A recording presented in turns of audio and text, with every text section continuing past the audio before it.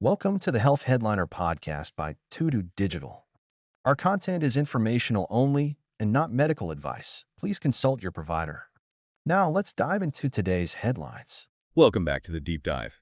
Today we are opening up a topic that, well, it fundamentally challenges the way we've been mapping the human body for decades. It really does. It's almost a classic case of, scientific hubris. We mapped the entire human genome, which was an incredible achievement, and then almost immediately we decided that 98% of it was effectively useless. Right, the junk DNA label.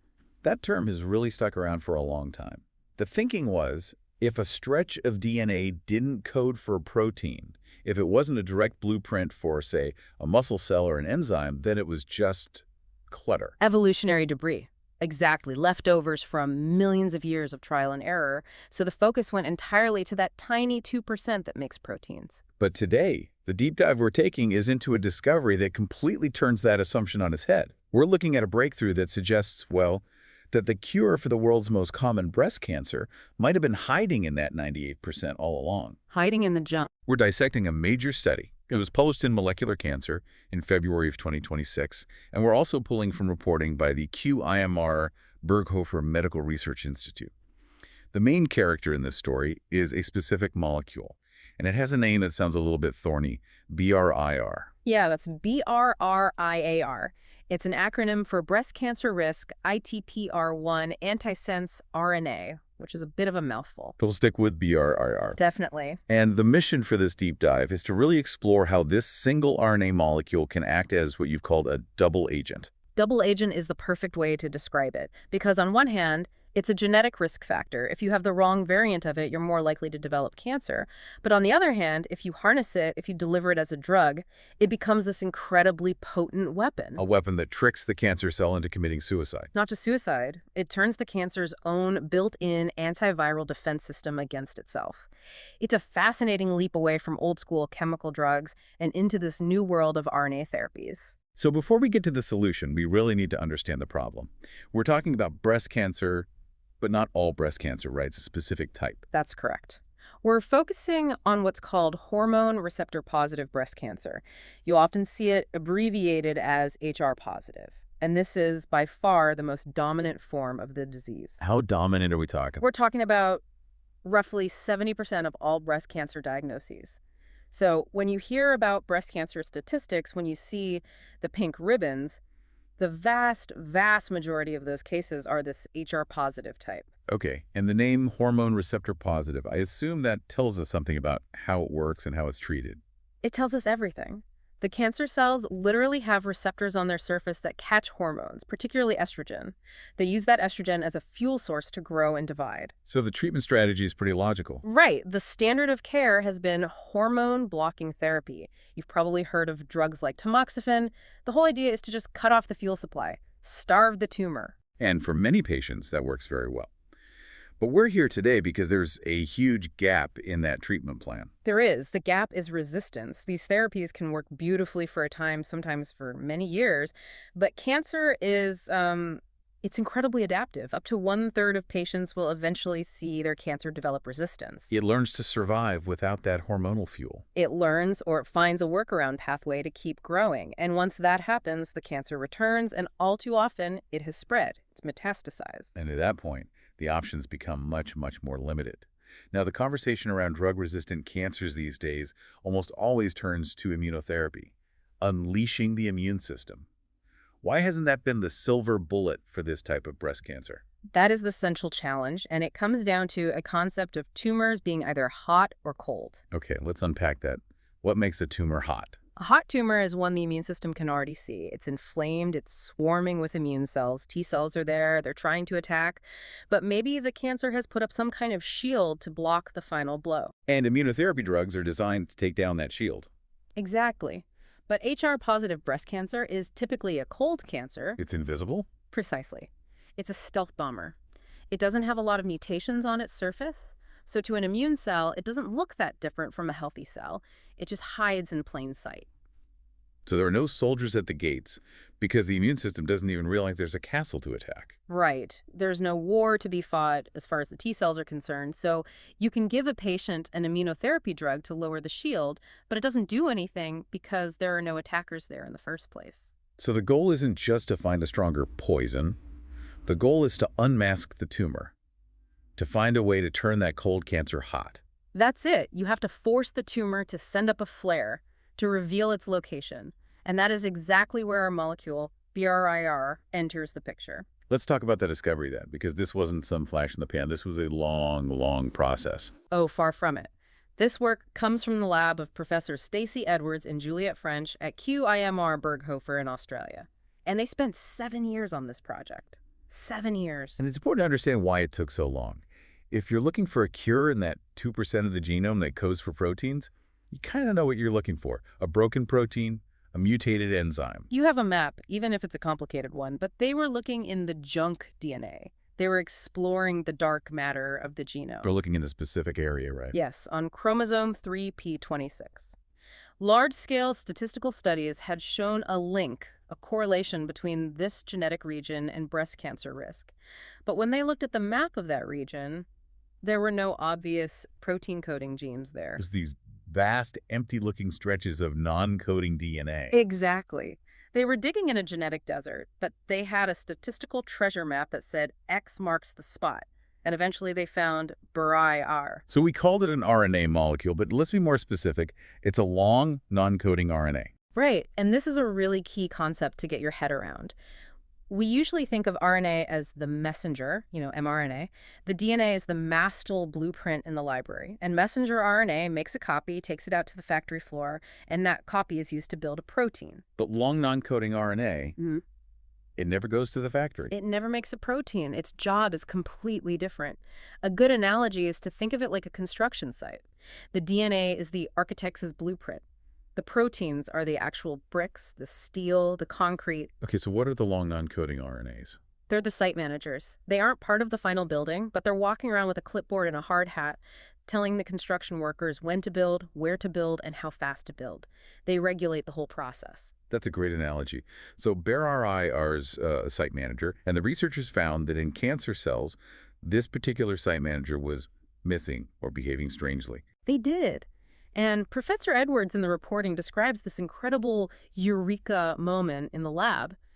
They had figured out how to synthesize this BRIR molecule, and they took it and introduced it back into cancer cells they were growing in a petri dish. So they essentially flooded the cancer cells with this specific site manager. And the result was just stunning. The cancer cells were completely destroyed, wiped out, but, and this is absolutely the most critical part, the healthy breast cells that were in the same dish were totally fine.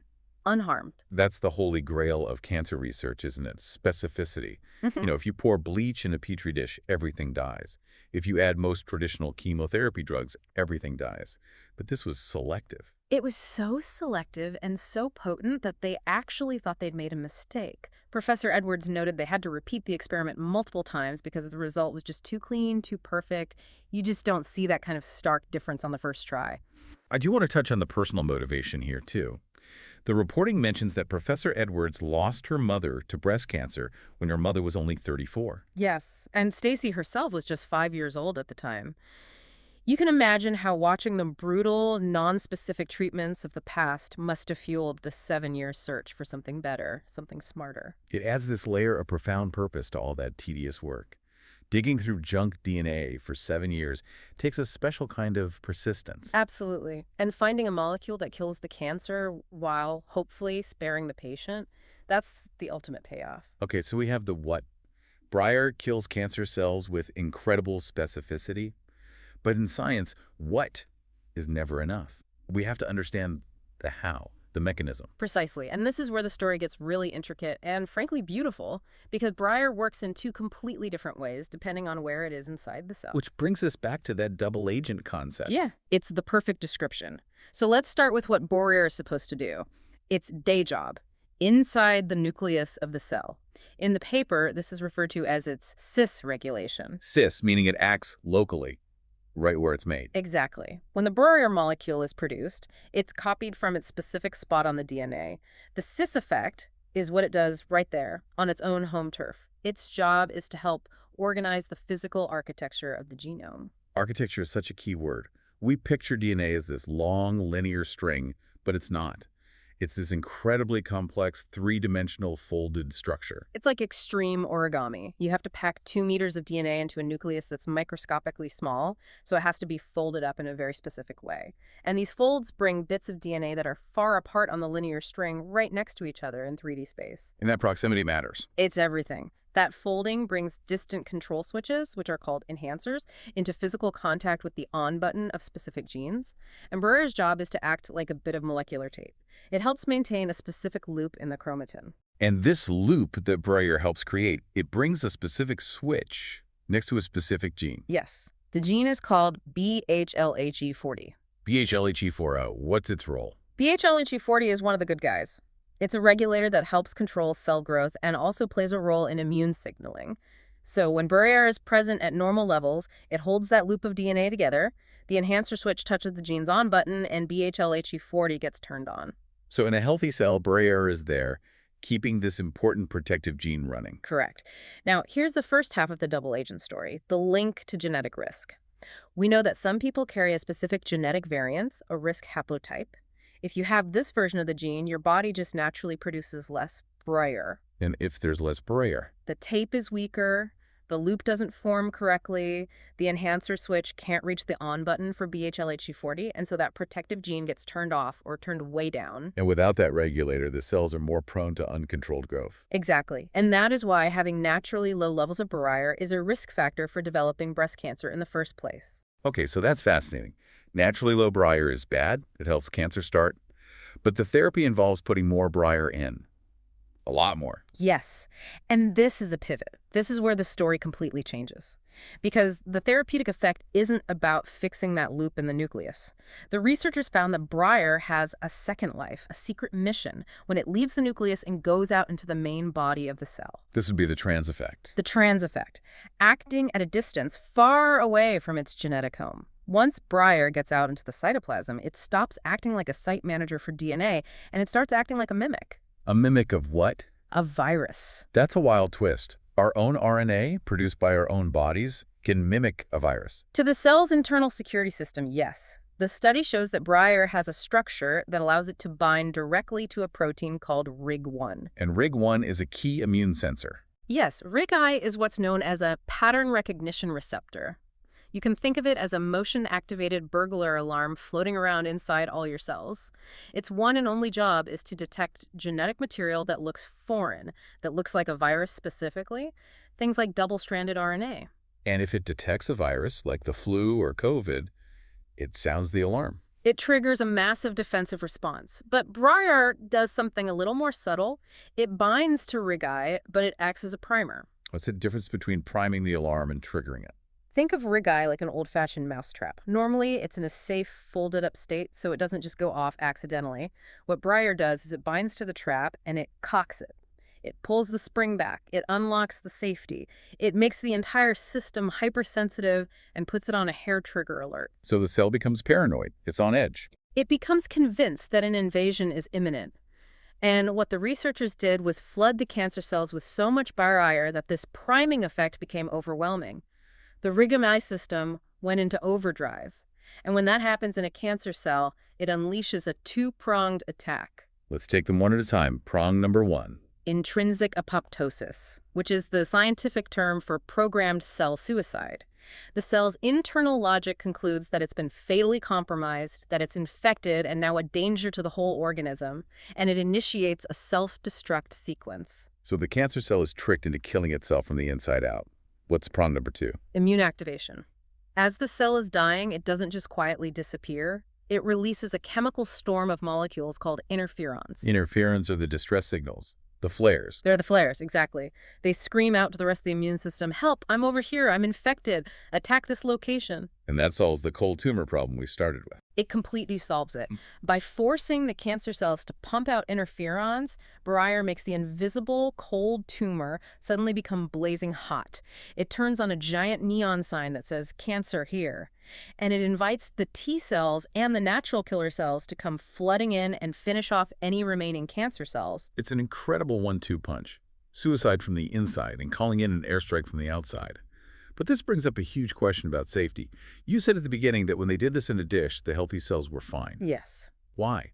If BRIR primes this rig-eye burglar alarm in every cell, why didn't the alarm go off in the healthy cells too? Surely they have rig-eye.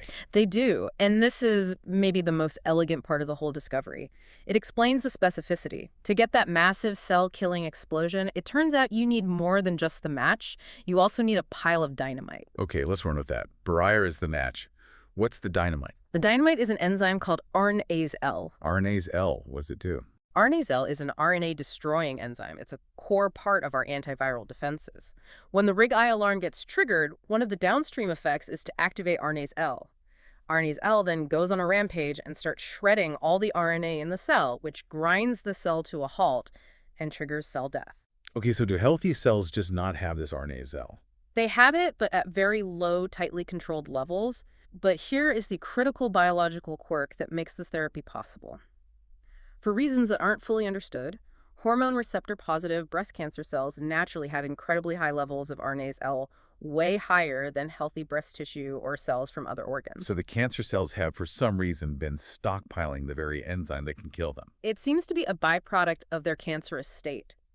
They are, in your analogy, sitting on a giant pile of dynamite. They are preloaded for self-destruction, but they're just missing the spark. And BRIR is the spark. BRIR is the spark. So when you introduce BRIR into a healthy cell, it binds rig-eye, it cocks the trigger, but there's not enough RNase L dynamite sitting there to cause a catastrophic explosion.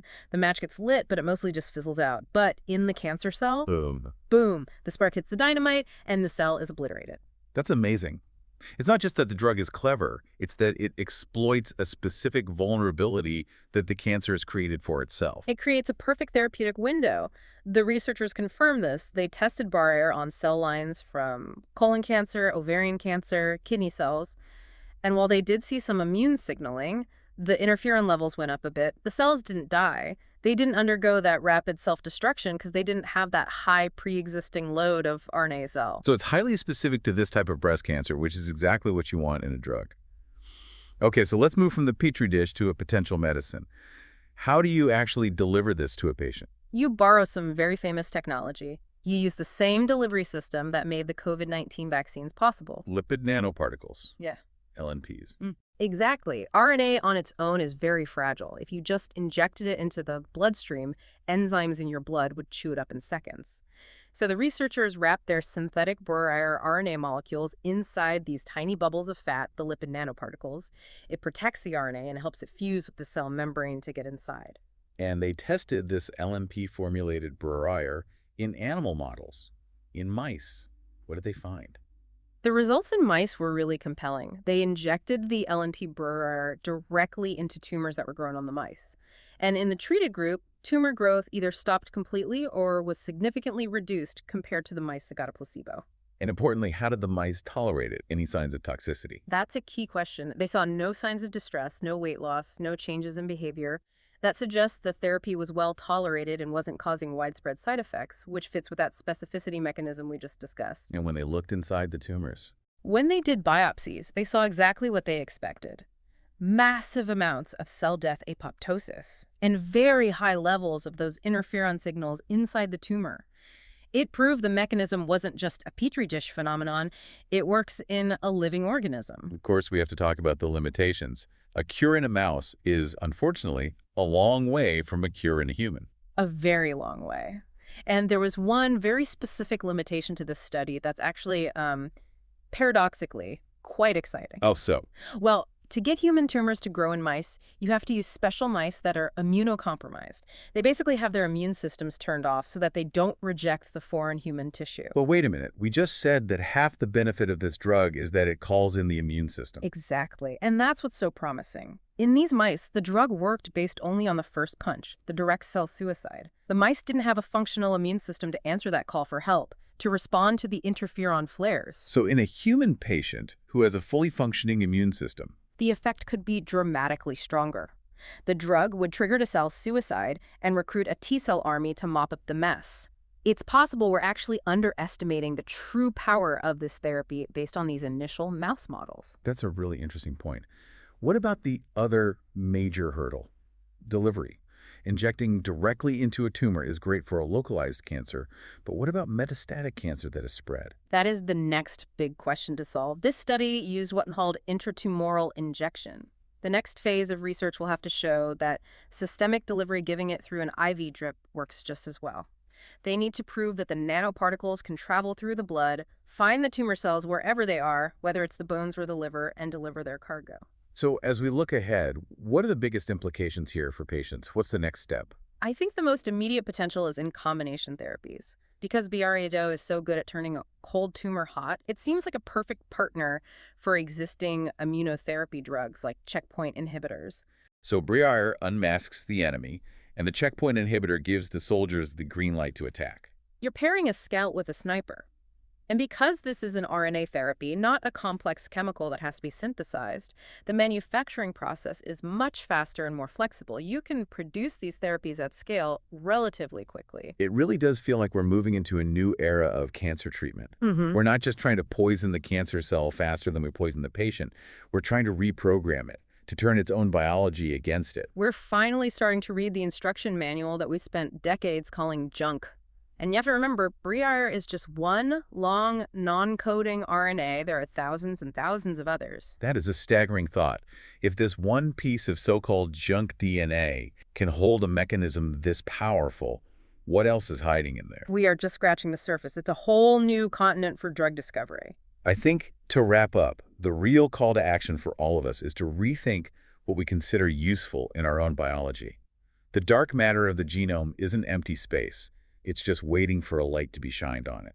And it could hold the keys to entirely new classes of medicine for all sorts of diseases, not just cancer. Thank you so much for guiding us through this incredible discovery. It certainly provides a lot of hope, especially for patients facing drug resistance. My pleasure. It's a truly exciting time in this field. And thank you for listening to the Deep Dive. We'll see you next time. Thanks for tuning in to the Health Headliner podcast by To Digital. Like and subscribe for more health news and breakthroughs. Stay healthy and informed. See you next time.